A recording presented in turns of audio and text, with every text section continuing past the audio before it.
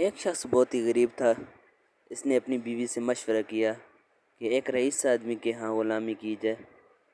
اس کی بیوی نے اجازت دے دی۔ اس کی بیوی نے ابھی پہلا بیٹا ہی نہیں پیدا کیا تھا کہ اپنی بیوی کو بھری جوانی میں چھوڑ کر غلامی میں چلا گیا تاکہ آنے والے بچے کا بہتر مستقبل بن جائے۔ وہ دور دراز ایک شہر میں چلا گیا اور 20 سال اس رئیس آدمی کی خدمت کی۔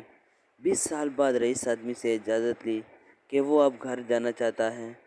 رئیس آدمی سخی بھی تھا۔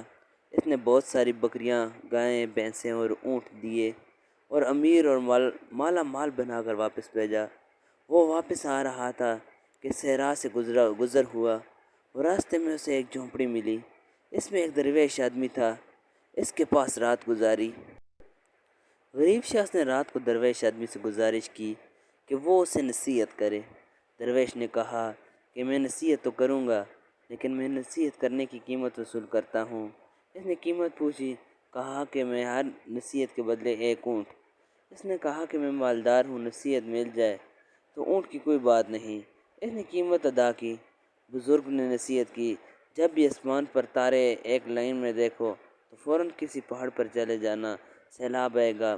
اس شخص نے کہا کہ یہ نصیحت کسی کام کی نہیں، مجھے کوئی اور نصیحت کی جائے۔ درویش نے کہا کہ کوئی قیمت ادا کرو۔ اس شخص نے ایک اور اونٹ دیا۔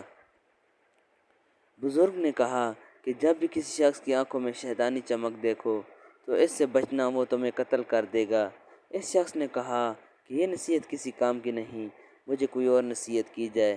درویش نے ہر نصیحت کی، رات کو پچھتا کر سو جا لیکن کبھی بھی کسی انسان کو قتل نہ کرنا۔ اس شخص نے سوچا کہ 3 اونٹ ضائع ہو گئے اور چپ کر کے سو گیا۔ صبح وہ چل دیا۔ سفر لمبا ہونے اور کئی دن کا سفر ہونے کی وجہ سے وہ بھول گیا کہ وہ ایک گاؤں میں پہنچتا ہے۔ رات کو جب وہ سونے نکلتا ہے تو آسمانوں پر دیکھتا ہے کہ تمام ستارے ایک لائن میں آ گئے ہیں۔ اس کو درویش کی نصیحت یاد آ جاتی ہے۔ وہ شور مچاتا ہے، گاؤں والوں پہاڑ پر چلو، سیلاب آنے والا ہے۔ لوگ اس کا مذاق اڑاتے ہیں۔ وہ اپنا مال کھول کر پہاڑ پر لے جاتا ہے اور سو جاتا ہے۔ صبح اٹھتا ہے تو دیکھتا ہے کہ نیچے سیلاب آ گئے ہیں اور سارے گاؤں والے غرق ہو جاتے ہیں۔ وہ کچھ دن پہاڑ پر رہتا ہے۔ سیلاب کا پانی اترتا ہے تو وہ اگلی منزل پر چل پڑتا ہے۔ ایک اور گاؤں میں پڑاؤ ڈالتا ہے۔ ایک شخص کے گھر قیام کرتا ہے جو کہ باتیں کرنے کا بہت ہی اچھا معلوم ہوتا تھا لیکن اس کی آنکھوں میں وہی شیطانی چمک دیکھ کر چونک جاتا ہے۔ بزرگ کی نصیحت اسے یاد آتی ہے۔ رات کو وہ اسی کشمکش میں اسے نیند نہیں آتی۔ وہ اٹھا اور بستر کو اس انداز سے پھیلا دیا کہ معلوم ہوتا تھا کہ کوئی سویا ہوا ہے۔ وہ آدمی آیا۔ اس کے ہاتھ میں خنجر دیکھ کر وہ پریشان ہوا۔ وہ آیا اور بستر پر خنجر مارنا شروع کر دیا۔ یہ آیا اور اس کو پیچھے سے پکڑ کر مارنا شروع کر دیا اور اسے باندھ دیا۔ پولیس کو بلایا اور اس کو پولیس کے حوالے کر دیا۔ آخر کار وہ رات کو اپنے گاؤں میں پہنچتا ہے اور اپنے گھر کے پاس پہنچ کر دیکھتا ہے گھر میں اس کی بیوی کسی کوردیل نوجوان کے ساتھ والی چرپائی پر سوئی پڑی ہے۔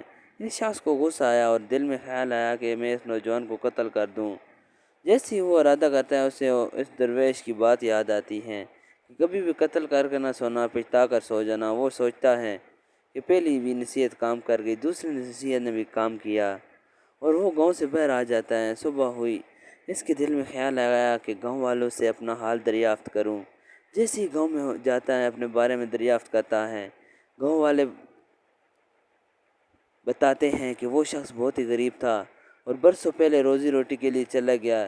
اس نے مزید دریافت کیا، جب وہ جانے لگا تو بچہ ہونے والے تھا۔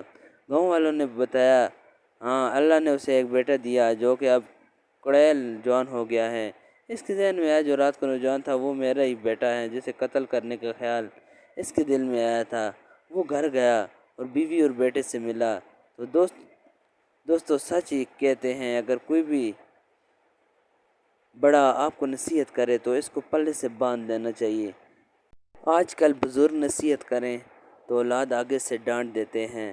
ہر نصیحت پر غور کرنا چاہیے، جو غور نہیں کرتے وہ پھر پچھتاتے ہیں۔ دوستو اس چینل کو سبسکرائب کریں، ویڈیو آپ کو اچھی لگے تو اس کو لائک کریں اور دوستوں کے ساتھ بھی ضرور شیئر کریں۔